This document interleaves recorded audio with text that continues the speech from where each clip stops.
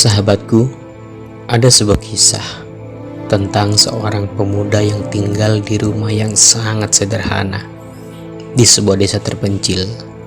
Untuk menyambung hidupnya, pemuda itu bekerja sebagai pengambil air sumur.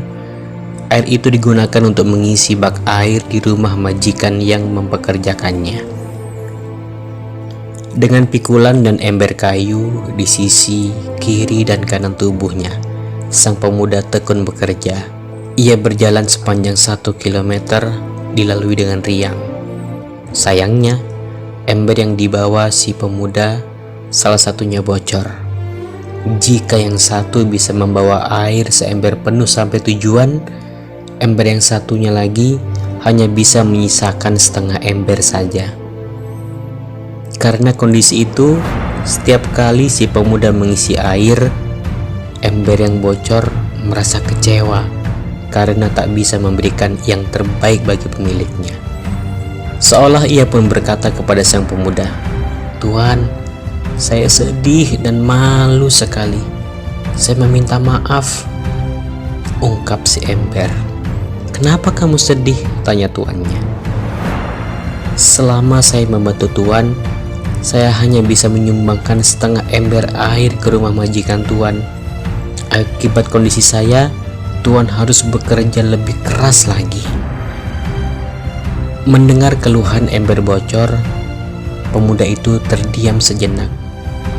Namun tak lama kemudian ia berkata, "Di perjalanan pulang nanti, coba lihat baik-baik tepian jalan yang kita lalui." Saat perjalanan pulang, si ember bocor pun memperhatikan tepi jalan yang mereka lewati. Di bawah sorot hangat sinar matahari, bunga-bunga beraneka warna tumbuh berkembang di sepanjang jalan. Melihat pemandangan yang indah itu, si ember merasa terhibur hatinya. "Hai emberku, lihatlah bunga yang tumbuh dan mekar di sisi sebelahmu. Itu bisa terjadi karena aku sengaja menabur benih bunga di sisimu. Tahukah kamu mengapa aku melakukannya? Sebab dengan air yang terpancar dari bocoranmu, tanpa disadari, kamu telah menyiram bunga itu setiap kita melalui jalan ini. Indah sekali, bukan? Bunga itu kupetik untuk dipajang di rumah majikan kita. Kalau tak ada kamu, rumah majikanku barangkali tak seindah itu. Jadi, seharusnya akulah yang berterima kasih padamu," kata si pemuda. Mendengar semua perkataan itu, si ember bocor pun merasa senang dan bersyukur.